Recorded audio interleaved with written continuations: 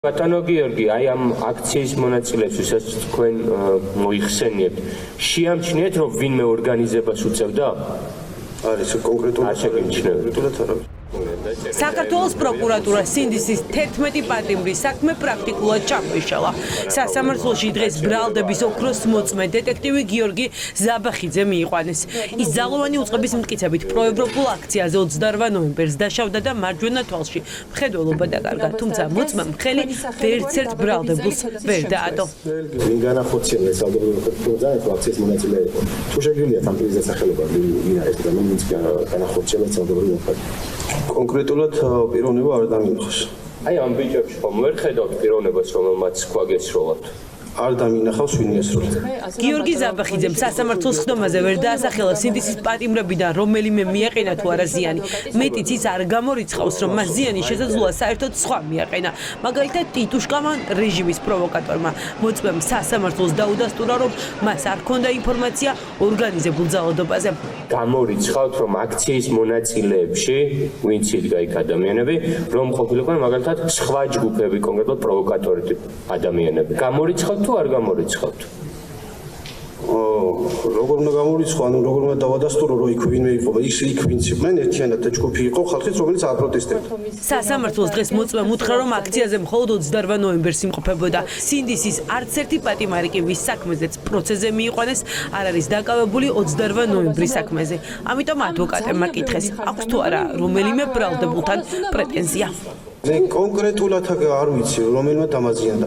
არც ის ვიცი დამაზიანა თუ არა ამ ხალხმა და როგორ ვთქვა რომ დამაზიანა არ დამაზიანა. არ გაქვს პრეტენზია ამ ხალხთან. მე არ დამინახავს ვინ მისრულა. თუ დადგინდა რომ ამ ხალხმა ამ ის ადამიანის რომელიმე მიტაზე რა თქმა უნდა ნიშნავს. თავად გახლდათ 28 ნოემბერს დადგენილია რომ ჩემი დაცვის ყოფილი 28 ნოემბერს არ იმყოფებოდა აქციაზე. შესაბამისად ის არ იქნება მისი დამზიანებელი, ხო? ეს თქვენი დასკვნა შეფასება. აქვს თუ არა მის მიმართ პრეტენზია? თუ დადგენილია რომ არ იყო, მაშინ რა თქმა უნდა არ მექნება, მაგრამ არ ვიცი დადგენილი არის თუ არა. არ ვიცი დადგენილი არის თუ არა არის. არ მაქვს კითხვა კი ბატონო. რა დასკვნები შეიძლება გაკეთდეს სანქცირებული გაბიტაშვილის ქაოტური ნაბიჯებისგან დაცვის მხარისთვის ნათელია. სისტემის მხრიდან საკუთარი პროპაგანდისტური გზავნილების გამოყარებისთვის დაყავთ ზაბახიძე 2 დღეა პროცესებზე. მოწმე არის ჩემი შეფასებით უბრალოდ გამოყენებული ამ საქმეში როგორც დაზარალებული და მას ატყუებს პროკურატურა და გამოძიება რომ მისი ჯანმრთელობის დაზიანების საქმეს იძიებს. დაცვის მხარემ დღეს ოქროს მოწმეს აჩვენა პოლიციელების ქმედებები, როგორ ძალადობდნენ აქციის მონაწილეებზე, როგორ ესროდნენ მათ ქვებს, გარკვეულ ნივთიერებებს და როგორ აყენებდნენ სიტყვიერ შეურაცხყოფას ევროპული მომავლის მცველებს. საკმაოდ კარგი ხედულობა აქვს ქალბატონი.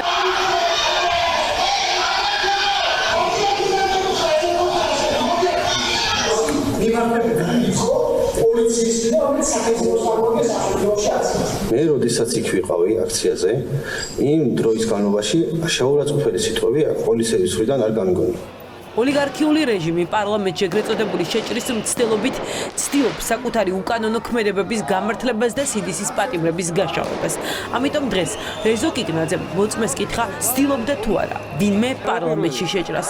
თქვით რომ პარლამენტში შეჭრის ვარაუდი იყო და დაინახეთ თუ არა კონკრეტული შემთხვევა რომ რომელიმე ცდილობდა პარლამენტში შეჭრას. კონკრეტული პიროვნება არა, ხალხის მასა რომელიც გვაწვევოდა. პარლამენტში შესვლას თუ ცდილობდა თუ თქვენ მიწოლას არ გულისხმობთ. მე რომელ ქუჩაზედაც ვიყავი ჭიჭინაძეზე, სადაც არის კარები, იქამდე ხალხის მომიტინგებს არ მივეცით, მე სანამდეც იქ ვიყავი, მომიტინგებს არ მივეცით საშუალება მისვლის. შესაბამისად, იქ ვერც შევიდოდი. მაგასაც აღკვეთას ვცდილობდით, რომ იქამდე არ მისულიყო. თქვენ არც იცით სად მიდიოდა ის მომიტინგი. ეს არის ვარაუდი მხოლოდ, რომ იქ პარლამენტში შეჭრას ცდილობდა. კიკნაძე დღეს ერთადერთი იყო, ვინც მოწმეს კითხვა დაუსვა.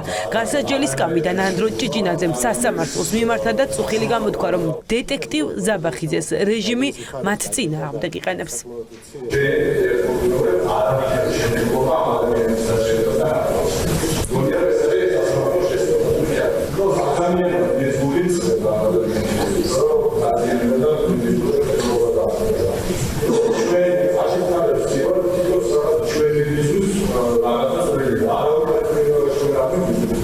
დეტექტივი ზაბახიძე ძალოვანი უწყების თანამშრომლებმა სასამართლოდან გაძლიერებული დაცვის თანხლებით გაიყვანეს.